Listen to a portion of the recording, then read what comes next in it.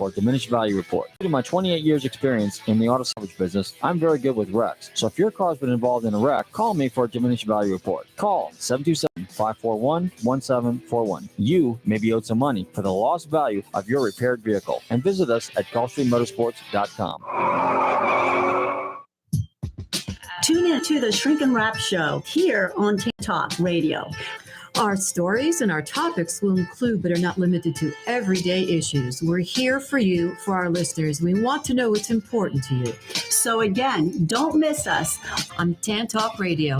Tune in again, Shrink and Wrap Show. We'll see you then. That's the Shrink and Wrap Show every Thursday from 3 to 4 p.m. right here on the Tan Talk Radio Network. This is the Tan Talk Radio Network.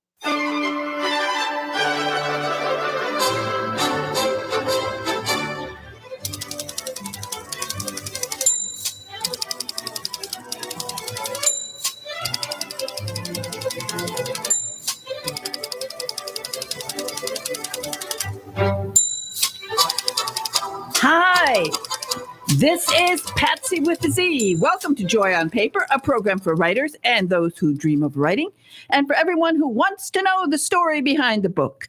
Coming to you from glorious Clearwater, Florida, the perfect place for writers to write and readers to enjoy a good book. Oh boy, oh boy. At the bottom of the hour, I'm going to be playing a very special book buzz for Mother's Day that Devon Miller made 2 years ago. And the wonderful thing about our book buzzes is that we keep playing them and we keep reminding everybody of great books that they should read. So that's why we do book buzzes here. And Devon's is going to be at the bottom of the hour. But right now, I get to turn to a guest, and I am so happy to welcome to Joy on Paper somebody whose book I really enjoy. I've been having a lot of fun with it, and it is by Corey Ajmi, and the name of the book is The Marriage Box. The Marriage Box. Corey, are you there? Can you hear me? Hi, is this Patsy? Yeah, hi. Hi, this is actually Antonia Degnan. Antonio, yeah? Okay, I'm sorry. I guess the marriage box is at the bottom of the hour. It's wonderful to welcome you too, because it's been okay. I was, just thinking about your book, and I'm glad that you're on because you can again pronounce your name again, the last name. Well, my full name's Antonia Degnan. Degman. Okay, so I wanted to pronounce it right. Okay, Antonia. Well, that's great. And the name of your book is Underwater Daughter.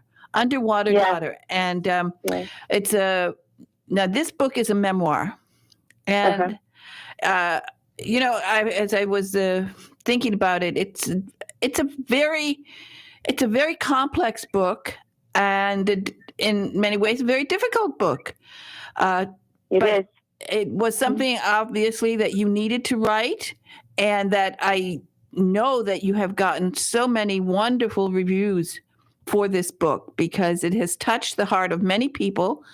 Your writing is excellent, and you've managed to capture a very difficult subject. So I'm sure that you have a way of talking about the story, because it is one of the hardest and most personal stories, a memoir that I've had on the program. And it touches on subjects that are difficult. But what I wanted to do here on Joy on Paper, I always like to give authors an opportunity to promote their books. And you never know. I've discovered this is absolutely true. I've been doing the program for 8 years, and it will be the funniest thing. I will hear from a listener about a book that I didn't know that it was going to touch their heart. But they will write to me and they say, well, that book came out just at the right time. I just needed to hear that story. I was, because I interview people who have physical problems, mental problems, addiction problems, all sorts of problems. And so you never know when a book will be just the right thing for somebody, that it will spur them to think about their own lives, perhaps help other people with the same problems. So that's why I'm very happy that you're on the program today. And again, the name of the book is Underwater Daughters. And it is a memoir of survival and healing. So tell us about your story. Well, my story is that I was a young dancer from the age of 5. And I was also in a very intellectual and culturally sophisticated family system. And I think I was part of a long cycle of suffering or challenges or sort of hidden secrets. My father, I think unknowingly, I'd like to think that anyway, crossed boundaries with me and perhaps other people in my family. I can't speak to that actually, but I used dance as a way of coping through my upbringing. And it continues to be a somatic reinvention. I would say that. So you went through really such difficult years, and so many traumatic events happened to you. And so now, now you're a woman and you have 5 children. Am I correct? I do. Yeah. 5 children. So you now understand the importance of having a good childhood, of having love when you're a child, real love, caring love, and people who protect you. So it took you quite a while before you were ready to write this memoir. Took me a very long time. I'm 60 years old this year, so there's a lot of, I think, interventions that helped me along the way. But certainly becoming a mother was a line in the sand turning point for me, because I took on that responsibility of being a good role model and a friend and a protector to my children. And what I think I did mostly was try to listen and watch and see them and keep them safe. So you went through a process of having to recover from all of these traumas in your life. How did you start healing? How that healing process, because that's part of the title, and that healing process. What did you do? To whom did you turn, and where did you find that help? I do think that healing is an ongoing practice. You know, we're all sort of internally driven to do that. And I don't think it comes all at once, right? So one of the catalysts for me to dig a little bit deeper was when I had my accident. I had a bike accident in 2018. And what that did was kind of strip away all the previous interventions, the dance, the just ability to interact with the world that was so intrinsically linked to my identity was stripped away in a moment's notice. And the writing actually just poured out of me at that point, because I kept asking these questions I was avoiding, because I had funneled these questions into dance or into movement. And so the questions were, who am I? What am I doing here? And I think we're all drawn to nourishing and understanding our soul, finding the essence of why we resonate with certain things or why we want to find joy in the world. So the writing actually grew out of that experience. And once the writing took off, more and more insights, more feelings of worthiness continued to happen and still does, to be honest. It's a very growing experience. Well, your writing is it's lyrical.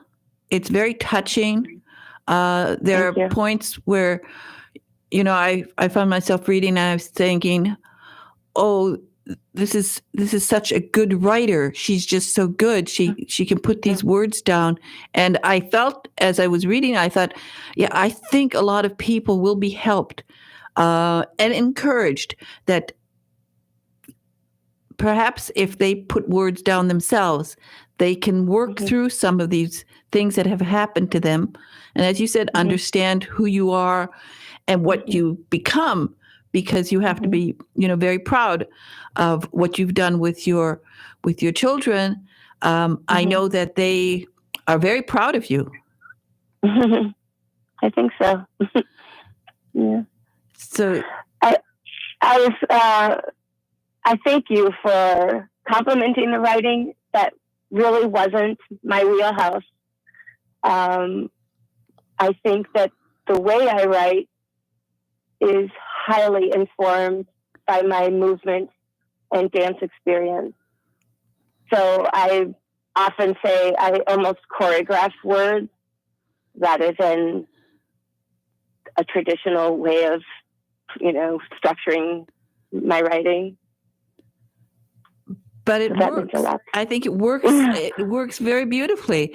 You do have a flow, and I think that probably comes from the fact that you are a dancer and that you do have that sort of visual of the words flowing along with your body. So I thought that worked very nicely. Thank you, and I also think, as you said earlier, this is not an easy topic, and it makes people uncomfortable. And it's also the reason why this kind of book needs to be out there, I think. Instead of running away from big issues, why not embrace them and find ways to create a place where everyone doesn't have to succumb to inappropriate stuff, right? Like, yes, this is a problem. We find it difficult. In literature, we have through history, people write about bad things happening to people, bad things happening to children. But sometimes when it's the sort of the raw memoir, a real, if it's in literature, it's one thing. But then when it's the actual person to whom something bad has happened, there's this, you feel so overwhelmed really by emotion. And I think people will feel that way reading your book. But you're right on that other side too, that if people read the book, they do open their eyes and say, whoa, we have to look at how people are treating other people. And in your case, I mean, sometimes if people had intervened at the right time, things would not have gotten so bad for you. But that's not really the in the end, that's not the point of the book. And in my opinion, everyone suffers, right, on some level. And suffering is completely subjective because I can't insert myself into the human experience of someone else. So I don't know your suffering, my father's or my mother's suffering. What I do know is that I can tap into my internal experience and find a way that's beyond, the persecution, whatever it happens to be. And we're all capable of doing that. So now that you've gotten this book out, what has been the reaction? Are you doing events? Are you going out and talking to groups of people about your book? Yes, today is the actual pub day. So not a ton of people have had the book in their hands, but I do have several book clubs planned, bookstore events. I guested in a writing class the other day. So I'm just going to really listen to what people have to say, and hopefully this will help someone, at least one person, I'm thinking. Well, that's true. If you help one person, it's great. But I think you'll help more. And I think that it's a vehicle for you to get out there and to promote the book among groups of people. I think a lot of women's groups will want to embrace the book as a reading project for their library group, for example, because it is a book that they can talk about. And I know that you would make yourself available to talk to them on Zoom and do events.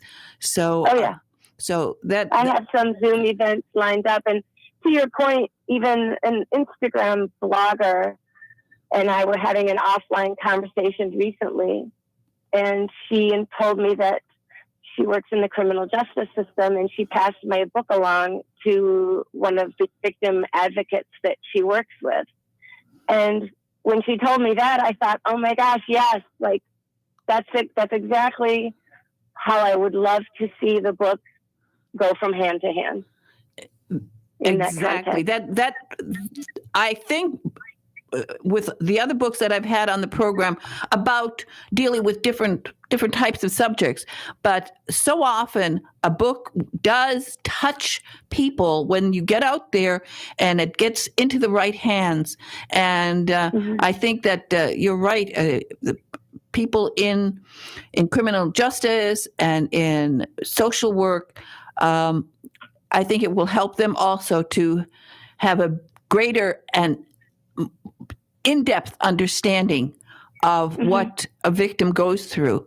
So I really want to thank you, for being on Joy on Paper today. I think you've written it's a very touching book, and it is very well written, extremely well written. I don't know if you're going to go on and write a novel now, but you certainly have the talent to write. Thank you. I am in the works. I'm working on a novel. See, I knew it. You see, I can always tell when somebody's written something and that sort of magic comes, that joy on paper that I'm always talking about. Once you feel it, you can't stop, right? I love writing.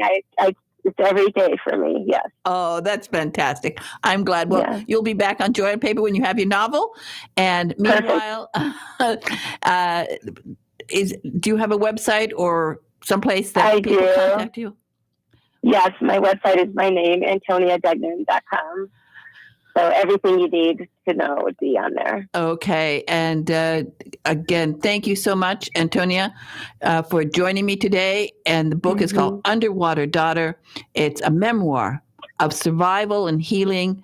And you've done a great job. And I know, I think your daughters have written some reviews for you. And they're beautiful, beautiful reviews. Yeah. Thank you. You have to be very proud of them. Thank you. Thank you for having me on, Betsy. Okay. Bye-bye now. Bye. Bye. All right. Oh, it's sometimes you get a book, and as I said to her, sometimes it hits the right person. So if there's anyone out there who is having problems and has had problems in the past, you see what happens. She wrote a book. She wrote one book, and this is what happens with once you see your words on paper, you do get excited, and you realize that your words have power. And that is so, I think it's one of the nicest things is when I hear people who say, we did this, like the ones who, my listeners who went through NaNoWriMo, and they wrote those 50,000 words in 1 month, and they're so proud of themselves. They might not ever, write a famous novel. They might not ever even finish the one they did, but they are still so proud of themselves because the words are on paper, and that's for their families forever, and they're proud of themselves. And that can happen to you. So that's why I wanted to give her this opportunity.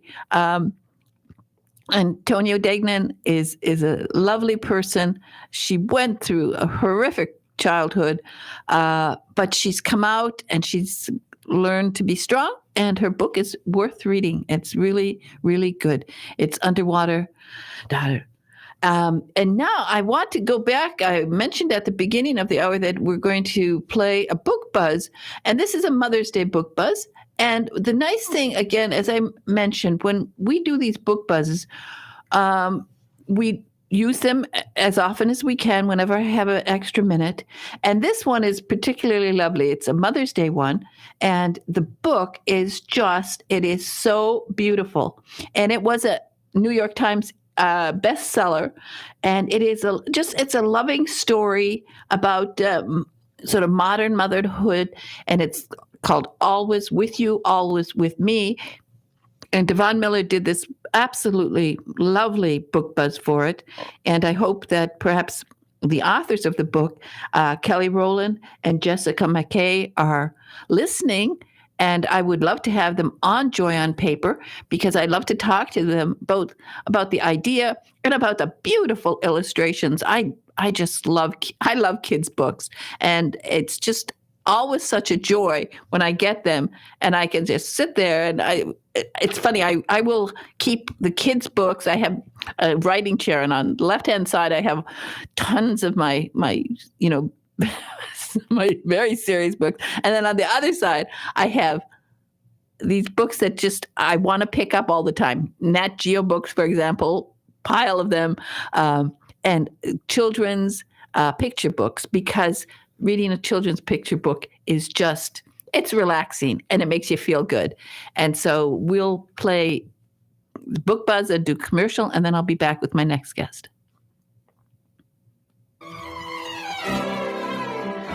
Hey everyone, it's Devon Miller, author and illustrator of the Mr. Tickety Talk Clock children's book series, reporting for Joy on Paper with the latest on children's book buzz. We're in the month of May, and this month we celebrate Mother's Day. And just in time for the celebration, a loving ode to modern motherhood was released by Grammy Award-winning artist Kelly Rowland and educator Jessica McKay. Illustrated by Fannie Leem, the book is called Always With You, Always With Me. Kelly Rowland appeared on Good Morning America to talk about the book and even had the opportunity to read the book to her son's class. A lyrical story that celebrates working moms all around the world, the book is about a mother who is separated from her child as she has to travel to work.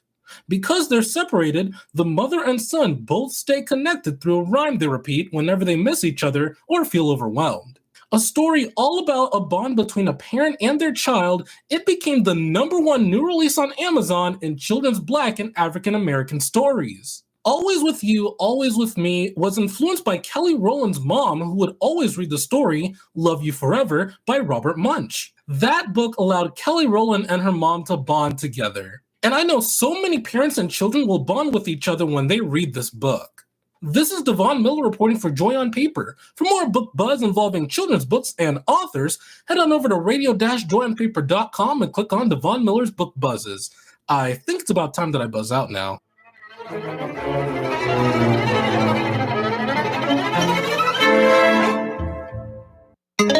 This is the Tan Talk Radio Network. Have you ever faced disaster? The Red Cross is always there for you. The Red Cross responds to a call for help every 8 seconds. They have never turned anyone down. Now they need your financial support so that they can be ready to help you when the need arises. Donate online at redcross.org. Thank you. Are you an author, an artist, an inventor? Then you need to protect your valuable intellectual property. You need Larson & Larson. We have the experience and knowledge to help you with all of your legal needs, from processing trademark, copyright, or patent applications to negotiating licensing agreements and handling litigation. The attorneys at Larson & Larson in Largo, Florida can help protect you. Call us today for a no-cost consultation at 727-546-0660 or visit our website at larsonpatentlaw.com. Do you dread being called on to speak at meetings or family functions? Have you envied those who can sway an audience with well-chosen words? Do you know that people who speak well earn more money, earn more rewarding careers? Gain the confidence to master any speaking situation. Toastmasters will allow you to find your voice. Go to toastmasters.org to locate the club nearest you. This is the TAN Talk Radio Network.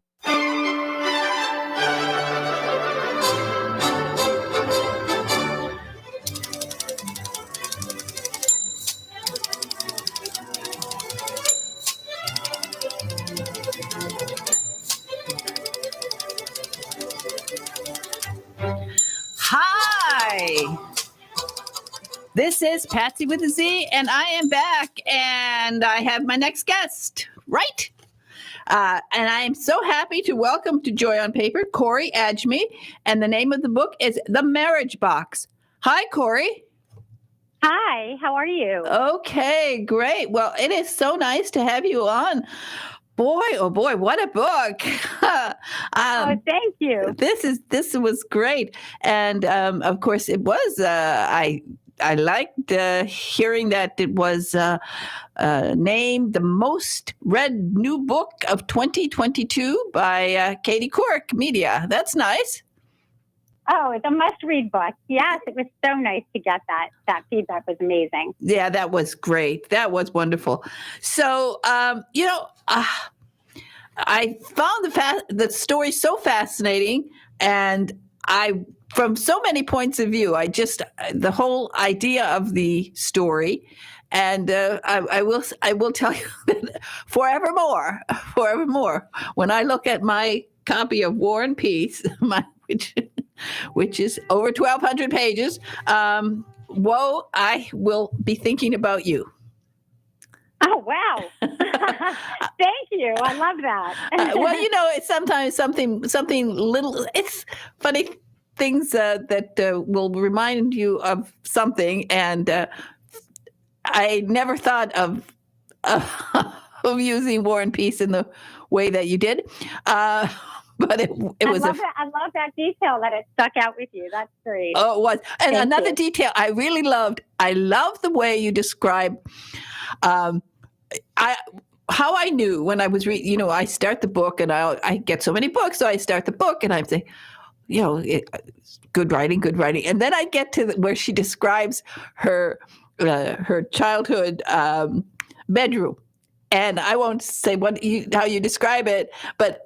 When you got to the wallpaper, I said to myself, oh, this girl knows how to write. She can just capture it. It's such a little detail, but how you describe the wallpaper. I mean, I just loved it. I got such a kick out of it. And throughout the book, there are these little things that, most people, this is the thing with writing.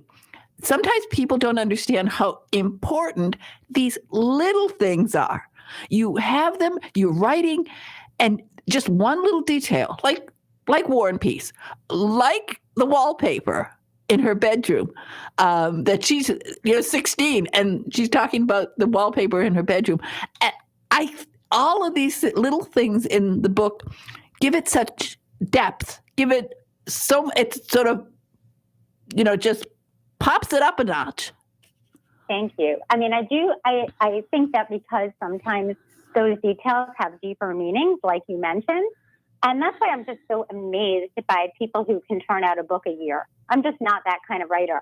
It takes me a long time for these images and thoughts and the deeper meanings to surface, at least for me.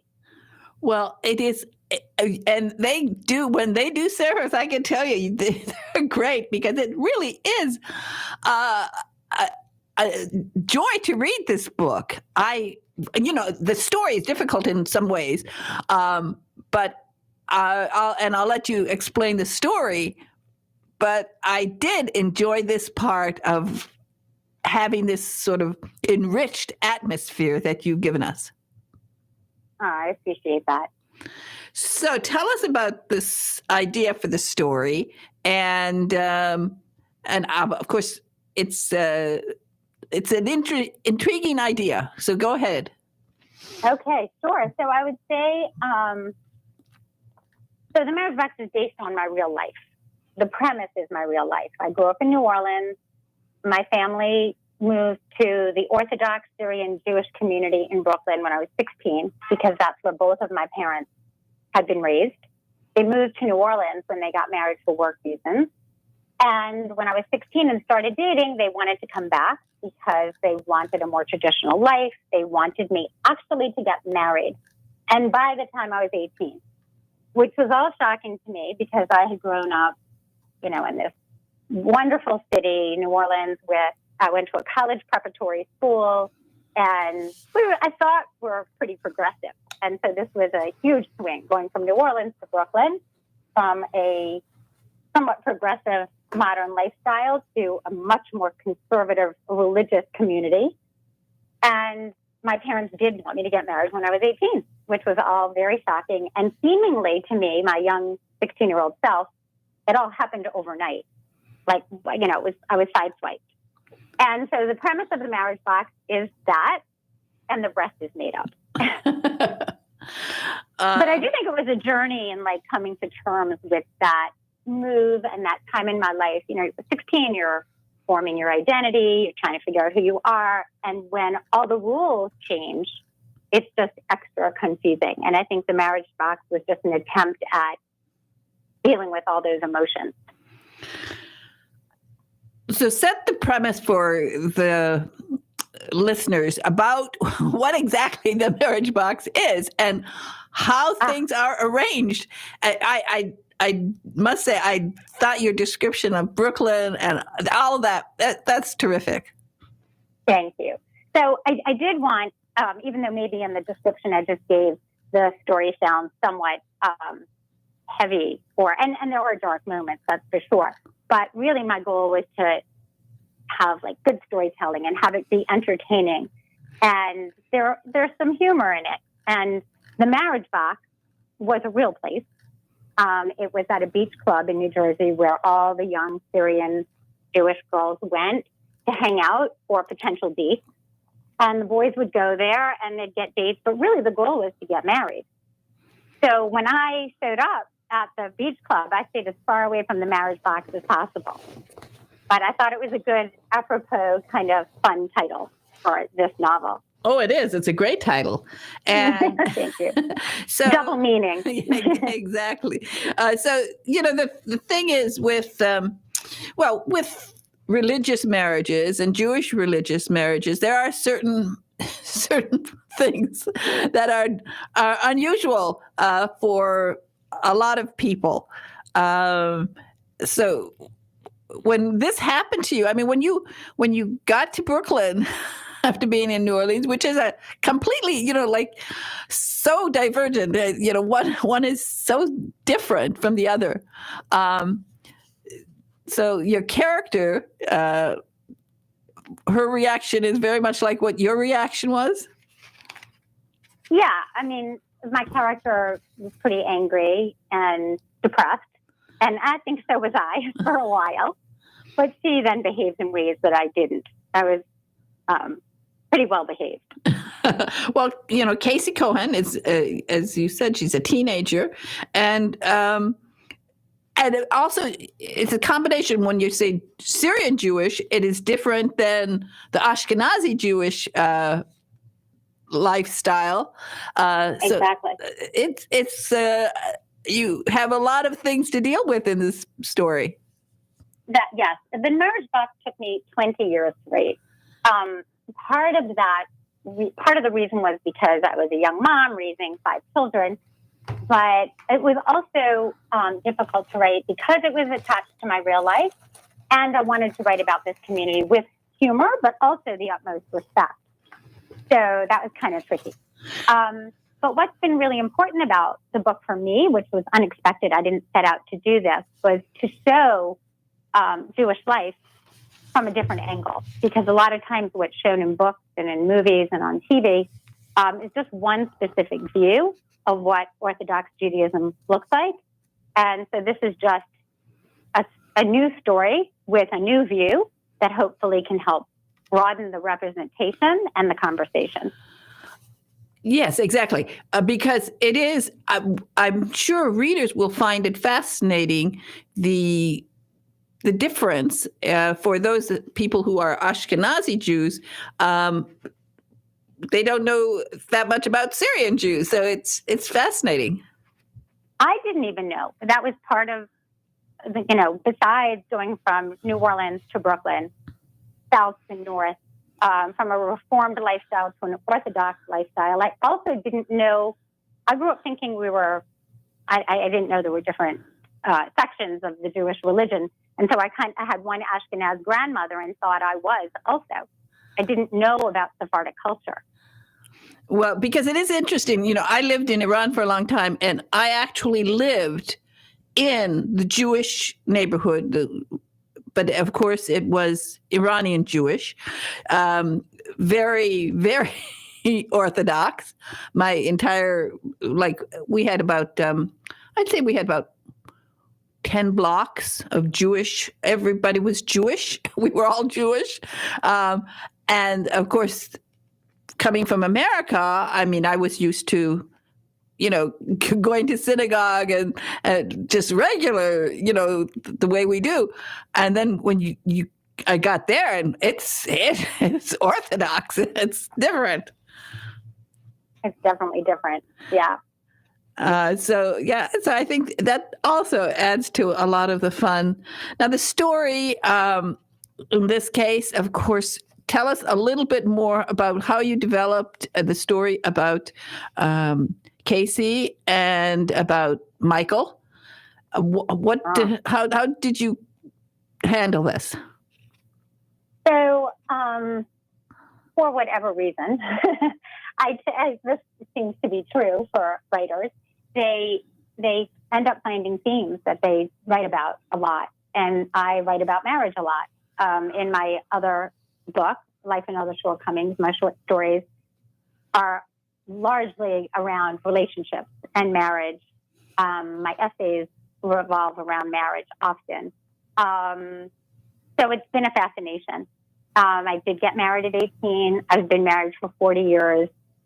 And so that I think just observing and taking note of what a young marriage might look like in this community and following it was where the interest came from.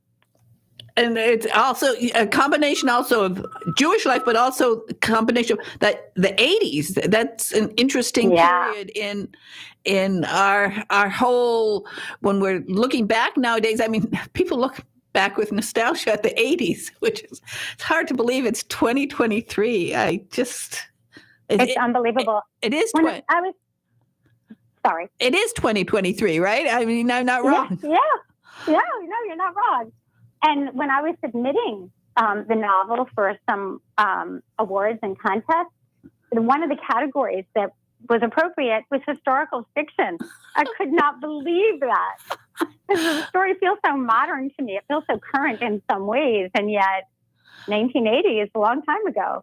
I know. It's funny. I mentioned recently a book, and they said, the person I was talking to, and this book was set in 1972. And this person said, "Oh my gosh, that's the olden days. I don't read olden days books." Oh. I don't think that, it's so funny because when you think about it, it's 2023 and the world is crazy. We're at war in Europe. We went through Y2D2, whatever that was, and we survived that. And now we're 2023. It's hard to believe. It definitely is hard to believe. So now, of course, I wanted to mention Life and Other Shortcomings, which was a big award winner, International Book Award winner of stories. So you you love to write, obviously. You've thought, I think, about writing for a long time, obviously, the novel. And what else have you discovered about writing? Well, as you said, you submitted it. What was that process like for you? To submit for contests and stuff like that? Well, how did you get you got an agent for the marriage box? Okay. So the writing journey. Yes. I do love to write. The publishing part is a totally different journey. So originally I had an agent, and we just worked very differently. And so after some time, I ended that relationship, and I had been hearing really great things about She Writes Press, and decided to submit. So I did, and at the time they had tracks that if you were like track 1, you were ready to publish immediately. Track 2, maybe you needed some editing, so on, and when I got my notice back, it said track 1 ready to go. And so I was ready to go. I was dying for Life and Other Shortcomings to be in the world. A bunch of those stories had won awards, and they had been published. So I felt confident about them. And what I did, which was really fun when I turned it into Life and Other Shortcomings, was I linked the stories. So even though they were all originally standalone pieces, the way it reads in Life and Other Shortcomings is there is a thread, and it almost becomes like a novel because you can follow what happens to a character by, the 6th story, you're finding out something that you learned about in the 1st story, let's say, or from a different character's point of view. So that was really fun tying them together. That was a great creative process. Well, one of the creative process was the cover, and I like the cover. When people look at it, they'll say, why are these girls laying around in bikinis? Oh, on the marriage box. Yeah. Yep. Because they were trying to attract dates. And I do write a lot about patriarchy and women's empowerment and women's rights. And so that's definitely a theme in the marriage box. So there's a lot involved in getting a book out, and in addition to the 20 years of working on it. Oh, for sure. Yes, definitely. I would say perseverance is very, very important, but also being able to tolerate rejection, because it's disheartening when somebody is not interested in your work, and it might be for any reason. And I've learned to understand this, but it could be because they already have a book that's too similar, or it could be because their list is full or whatever, but you have to just keep going because it just takes that one yes. And meanwhile, of course, you set yourself up, as you said, you are, I think you're just a natural born writer, that's you've got the talent, but then you had to develop this platform that everybody wants for an author, and do the promotion. So how did you face all of that? Okay, so I definitely appreciate the part about me having talent, but natural born, I don't know, because I did not know I wanted to be a writer till I was in my mid-30s. And I then had to really do a lot of work. I read a lot about writing. I practiced a lot. I took classes. I worked really, really, really hard. Because I don't know how it's possible, but I got all the way through graduate school with only one English class. I took American playwright. So I wasn't all that well read, and I just had a lot of catching up to do. And as far as social media goes, I was even worse off. So I have spent the last 20 years getting the education. And I've learned Instagram, even though I'm still super bad at it. I'm really slow. I delete posts I don't mean to delete, and I have to redo them all the time. But I keep doing it. And you do have to build a platform.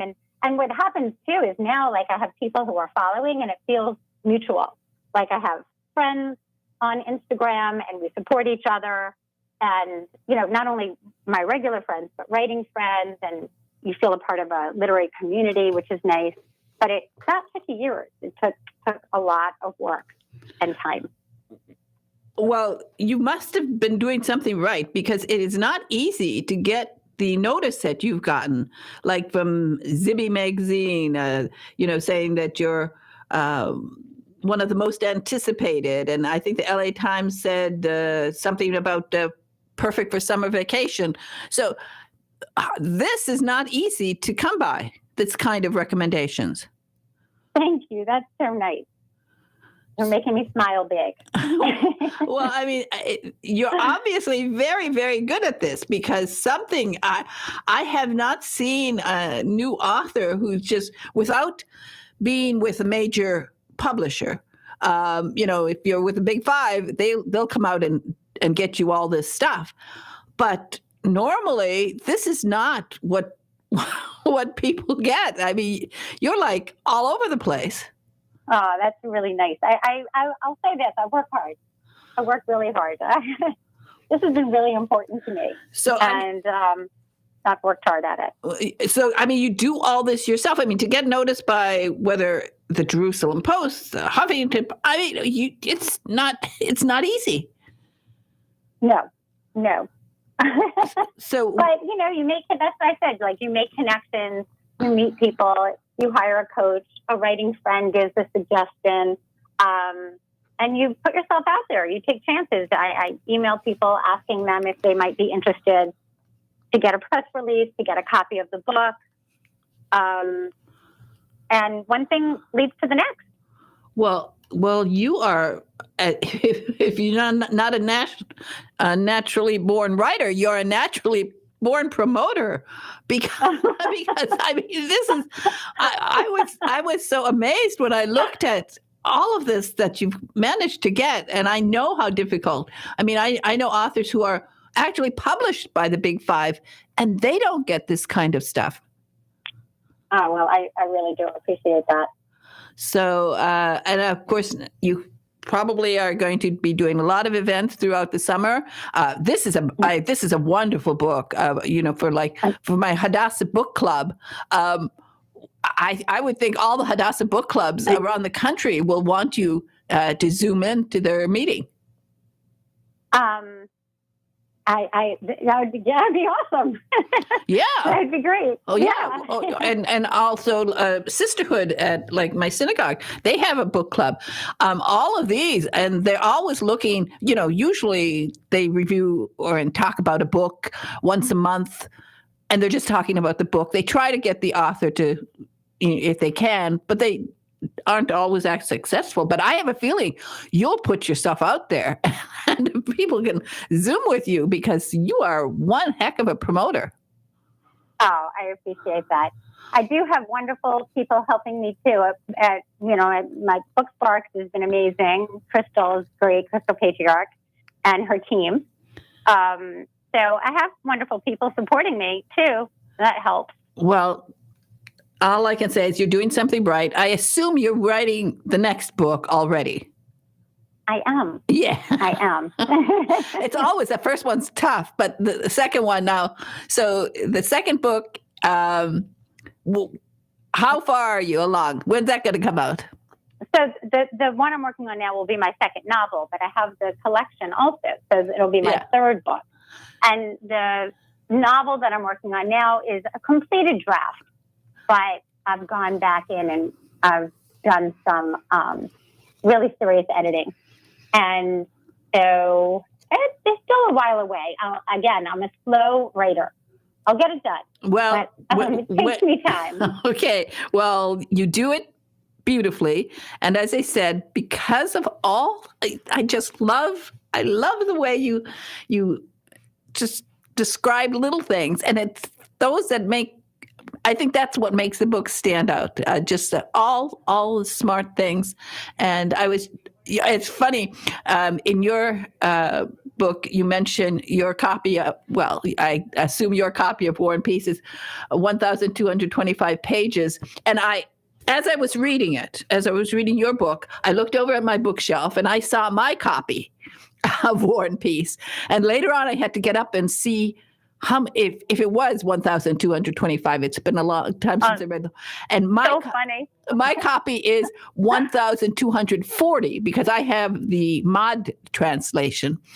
So that is so funny. I love that you thought about it and got up and checked. That's great. Oh, yeah, I had to. I mean, I said, what's that? I can't remember exactly. And I got up and I saw, so I don't know which translation you have, but I have the mod, I think one of the first edition of their mod translation.